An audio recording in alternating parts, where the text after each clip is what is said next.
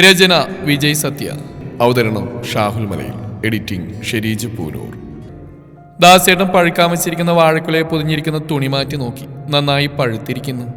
മിനിഞ്ഞാന്ന് ജാനമ്മ കൊണ്ടുവച്ച കുലയാണ്. ആ പഴക്കുലയെടുത്ത് തന്റെ കടയുടെ മുമ്പിലെ കൊളുത്തിൽ തൂക്കി. പട്ടണത്തിൽ വലിയൊരു കട നടത്തിയിരുന്ന ദാസേട്ടൻ വേറെ പല ബിസിനസ്സിലും കൈയിട്ട് കടം കയറി മുടിഞ്ഞപ്പോൾ അതൊക്കെ വിറ്റുപെറുക്കി വന്നതായിരുന്നു ആ ഗ്രാമത്തിൽ. ദാസേട്ടാ, സന്തോഷമായി കേട്ടോ. ദാസേട്ടന്റെ ആഗ്രഹം അറിഞ്ഞ് പ്രവർത്തിക്കുന്ന ആള് തന്നെ. ദാസേട്ടൻ ശബ്ദം കേട്ട ഭാഗത്തേക്ക് നോക്കി. അയ്യോ, ചട്ടമ്പി താമാണല്ലോ. ദാസേട്ടൻ മനസ്സിൽ പറഞ്ഞു. എങ്കിലും ഭയം പുറത്തു കാണിക്കാൻ ദാമുവിനോട് ചോദിച്ചു. എന്താ ദാമു അങ്ങനെ പറഞ്ഞ്? ദാസേട്ട അറിഞ്ഞാണല്ലോ ഇന്ന് രാവിലെ ഞാനൊരുത്തെ കൈപിടിച്ച് വീട്ടിലോട്ട് കൂട്ടിക്കൊണ്ടു വന്നത്. അതായത് ചെറിയൊരു കല്യാണം കഴിച്ചു. അങ്ങനെ ഇന്ന് ഞങ്ങളുടെ ആദ്യരാത്രിയാണ് കേട്ടോ. ശരിയാണോ ദാമു? നല്ല കാര്യം അല്ല ദാമു? ഇത് എത്രാമത്തെയാ?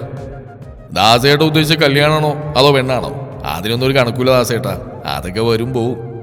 ആട്ട് ദാമു, എന്നാ നിന്റെ ആഗ്രഹത്തിനനുസരിച്ച് ഞാൻ പ്രവർത്തിച്ച്. അങ്ങനെയാണല്ലോ കയറി വരുമ്പോ പറഞ്ഞ്.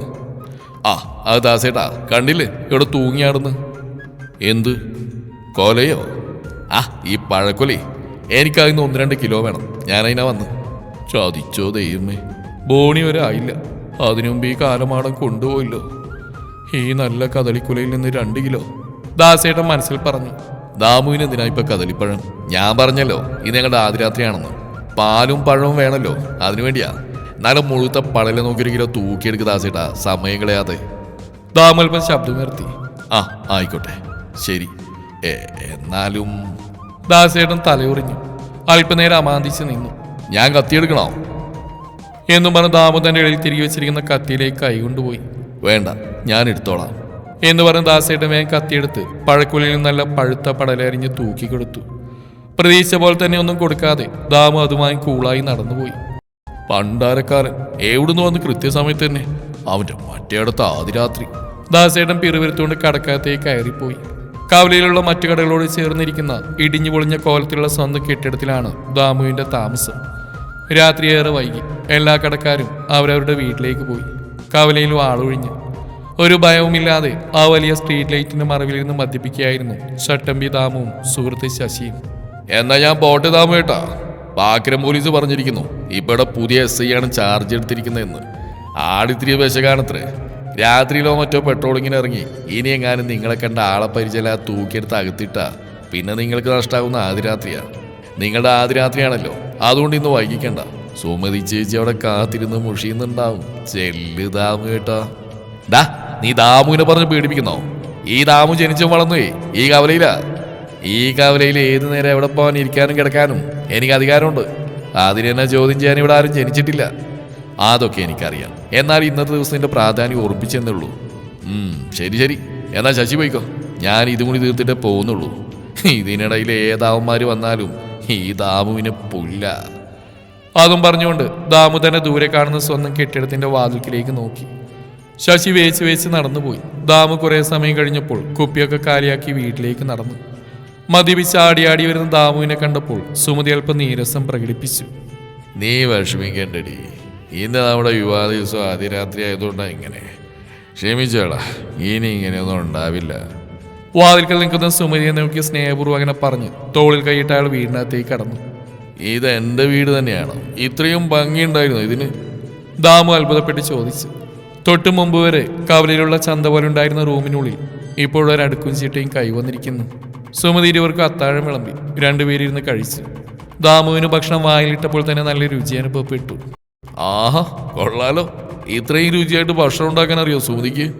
ഞാൻ ആ അപ്പുവേടൻ്റെ കടയിൽ നിന്ന് ഇതുവരെ നിത്യം വേണ്ടുന്ന ഭക്ഷണം കഴിച്ചിരുന്നു. ഇനി അങ്ങനെ പറ്റില്ലല്ലോ. അതുകൊണ്ട് അടുക്കള നിറയെ ഒരു വീട്ടിലേക്ക് ആവശ്യമുള്ള സാധനങ്ങൾ കൊണ്ടുവച്ച്. അത് നന്നായി. ഈ ദാമുവേട്ടൻ എന്താ ജോലി? എനിക്കോ? ഈ കവലയുടെ ഫുൾ മേൽനോട്ടം ഞാനാ. ആരെയും ജോലി ഏൽപ്പിച്ച്? ദാമു ഒന്ന് പരിങ്ങി. ഇവിടെയുള്ള പാവപ്പെട്ട കച്ചവടക്കാരെ കത്തികാട്ടി പേടിപ്പിച്ചും ഭീഷണിപ്പെടുത്തിയുമാണ് താൻ നിത്യവും കഴിഞ്ഞുകൂടുന്നെന്ന് എങ്ങനെ പറയും? അതൊക്കെ പണ്ട് എൻ്റെ അപ്പനപ്പാപ്പനുള്ള കാലത്തെ തുടങ്ങി വെച്ച സമ്പ്രദായ. നമ്മുടെ ഈ വീടിരിക്കുന്ന കെട്ടിടം പണ്ട് അച്ഛൻ നടത്തിയൊരു കടയായിരുന്നു. അച്ഛന് ശേഷം അമ്മയുടെ പപ്പടവും അച്ചാറും വറുത്ത പലഹാരങ്ങൾ ഉണ്ടാക്കി വിറ്റുകൊണ്ടിരിക്കുകയായിരുന്നു. അങ്ങനെയാണ് ഞാൻ വളർന്നു. അമ്മ മരിച്ച് പിന്നെ കടയും നടത്തിയിട്ടില്ല. ഈ കവലയിലുള്ള കാര്യങ്ങളൊക്കെ നോക്കി രാത്രി ഞാൻ ഇവിടെ കയറി കിടക്കും. അപ്പൊ ദാമയുടെ പ്രത്യേകിച്ച് ജോലിയൊന്നുമില്ല അല്ലേ? അപ്പിനെ എങ്ങനെ ജീവിക്കും? അതാ ഞാനിപ്പോൾ ആലോചിക്കുന്നത്. അന്തസ്സിനും അഭിമാനത്തിനും ഞാനൊരു വില കൽപ്പിച്ചിട്ടില്ലായിരുന്നു. നീ ഭാര്യയായി വന്നപ്പോൾ തൊട്ട് എനിക്ക് അതിനൊക്കെ ഒരു വിലയുണ്ടെന്ന് തോന്നുന്നു. അതിന് ഞാൻ നിങ്ങളുടെ പെർമനന്റ് ഭാര്യയൊന്നുമല്ലല്ലോ, വാടക വന്നല്ലേ. നമ്മൾ പറഞ്ഞുറപ്പിച്ച കരാറ് പ്രകാരം 6 മാസം എൻ്റെ കൂടെ ഒരു ഉത്തമ ഭാര്യയെപ്പോൾ തന്നെ കഴിയണമല്ലോ, ഒരു കുറവില്ലാതെ. അതൊക്കെ ശരി തന്നെ. സ്വന്തമായിട്ട് തൊഴിലില്ലാതെ അനിയുടെ വീട്ടു ജോലിക്ക് നിൽക്കുന്ന എനിക്ക് എൻ്റെ അച്ഛൻ്റെ ചികിത്സയ്ക്ക് വേണ്ടി ഗതിമുട്ടിയുന്ന ഒരു സാഹചര്യത്തിൽ ഒരു വഴിയും കാണാതെ വെണ്ടുരുത്തിപ്പാലത്തിൽ നിന്ന് താഴോട്ട് ചാടി ചാവാൻ നിന്നപ്പോൾ എന്നെ ഒരു ദൈവദൂതൻ എന്ന പോലെ വന്ന് രക്ഷിച്ച് എൻ്റെ കാര്യം അറിഞ്ഞ് പോയിച്ചിട്ട് 50,000 രൂപ ഞാൻ വാങ്ങിയപ്പോൾ നിങ്ങൾ എന്നെ കെട്ടിക്കോടെന്ന് ചോദിച്ചു. ഒരു ചട്ടമ്പിയായി നടക്കുന്ന നിങ്ങൾ എനിക്ക് അത്ര വിശ്വാസമില്ലാത്തതുകൊണ്ടാണ് എൻ്റെ അച്ഛനെ സഹായിക്കാൻ ആരെയോ തല്ലി അതിൻ്റെ കൂലിയായി കിട്ടിയ 50,000 രൂപ ഒരു മടിയും കൂടാതെ എനിക്ക് ആ നിമിഷം തന്നപ്പോൾ നിങ്ങൾ ഞാനൊരു നല്ല മനുഷ്യനെ കണ്ടു, ഒരു നല്ല മനസ്സിനെ കണ്ടു. എങ്കിലും അത് എത്ര കാലം എന്നറിയാൻ വേണ്ടിയിട്ടാണ് ഈ ഒരു 6 മാസത്തെ കരാർ വെച്ചിട്ട് ഞാൻ നിങ്ങളുടെ ഭാര്യയായി വന്നത്. എൻ്റെ അച്ഛനെ രക്ഷിച്ചൊരു സന്തോഷം കൂടി അതിൻ്റെ പുറകിലുണ്ടായിരുന്നു. അതറിയാമല്ലോ ദാമേട്ടന്. നിങ്ങളിങ്ങനെ ജോലിയും കൂലിയില്ല കത്തിയടിച്ച് ഭീഷണിപ്പെടുത്തിയും കവലക്കാരെയും നാട്ടുകാരെയും തല്ലി പ്രതിഫലവും വാങ്ങിച്ച് എത്ര നാൾ കഴിയും? ഈ 6 മാസക്കാലം നിങ്ങൾ നല്ലൊരു ജോലി കണ്ടുപിടിച്ച് മാന്യമായി എന്നെ സംരക്ഷിക്കണമെന്ന് എനിക്ക് ഉറപ്പുണ്ടെങ്കിൽ മാത്രമേ ഞാൻ തുടർന്നും ഭാര്യയായിട്ട് നിൽക്കുള്ളൂ. നിനക്ക് എന്നും തിന്നാനും കുടിക്കാനും കിട്ടിയാ പോരടി സുമതി. അത് പോരെ ദാമേട്ട. വല്ലയിടത്തുനിന്നും പേടിപ്പിച്ചും പിടിച്ചും പറിച്ചും കൊണ്ടുവരുന്നതുകൊണ്ട് എനിക്ക് ദഹിക്കില്ല. മാന്യമായിട്ട് അധ്വാനിച്ചു കൊണ്ടിരുന്ന പൈസ ഉണ്ടെങ്കിൽ ഞാൻ നിങ്ങളുടെ ഭക്ഷണം കഴിക്കൂ. ചുരുക്കി പറഞ്ഞാ ഞാൻ നല്ല പിള്ളയായിട്ട് ജീവിച്ച് കാണിക്കണം. കലർപ്പില്ലാതെ പറയാലോ. അതേ ദാമേട്ട, അത് തന്നെയാണ് ഉദ്ദേശിക്കുന്നത്. ദാസേടന്റെ കടയിൽ നിന്നും ബലമായി വാങ്ങിച്ച പഴം കൊണ്ട് ആദ്യ രാത്രി ആഘോഷിക്കുമ്പോഴും ദാമുവിന്റെ ചിന്ത ഇനി എങ്ങനെ മാന്യമായി ജീവിച്ച് കാണിക്കുമെന്നതായിരുന്നു. സുമതി തരുന്ന സ്നേഹവും പരിലാളനയും സുരക്ഷിതത്വവും എന്നും വേണമെന്ന് തോന്നിപ്പോവുകയാണ് ദാമുവിന്. പിറ്റേന്ന് രാവിലെ കാപ്പിയുടെയൊക്കെ കഴിഞ്ഞ് ദാമു കവലയിലേക്ക് ഇറങ്ങാൻ നേരമായപ്പോൾ ദാമു തന്റെ കത്തി അന്വേഷിച്ച് അവിടെ ഇവിടെയും തപ്പാൻ തുടങ്ങി. അത് കാണില്ല, അത് ഞാൻ എടുത്തു കളഞ്ഞു. എന്ത്? എനിക്ക് അന്നം തരുന്ന ആ സാധനം കളഞ്ഞെന്നോ? അതുകൊണ്ടുള്ള അന്യനി വേണ്ട, വല്ല ജോലിക്കുമ്പോൾ ദാമു കേട്ടാ. ദേഷ്യം കൊണ്ട് ദാമുവിന്റെ കൈ തരിച്ചു. എങ്കിലും അതടക്കി അയാളൊന്നും മുറുമുറുത്ത് പുറത്തേക്ക് കത്തിയില്ലാതെ നടന്നു. ഉച്ചക്ക് ഊണിന് വരണേ, ഞാൻ ഒരുക്കി വെക്കാം. വല്ലയിടത്തും കയറി ഭീഷണിപ്പെടുത്തി ഓസിന് തിന്നാൻ നിൽക്കല്ലേ. ഇവളാകെ നാണം കെടുത്തുന്നുണ്ടല്ലോ. ഇത്തരം കാര്യങ്ങൾക്ക് ഒരു നാണവുമാനമുണ്ടെന്ന് അന്ന് ദാമു ആദ്യമായി തിരിച്ചറിഞ്ഞു. അന്ന് അയാൾക്ക് കടകളിൽ പോയി ആൾക്കാരെ പേടിപ്പിച്ച് വല്ലതും വാങ്ങിക്കാനോ തിന്നാനോ ഒന്നും തോന്നിയില്ല. പലരും സുമതിയുടെ കാര്യങ്ങൾ അന്വേഷിക്കുന്നു.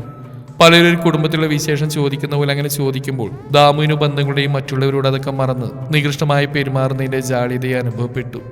ദാമു ക്രമേണ മാറുകയായിരുന്നു. ഉച്ചയ്ക്കും വൈകിട്ടും രാത്രിയും കൃത്യസമയത്തിന് അയാൾ വീട്ടിലെത്തി.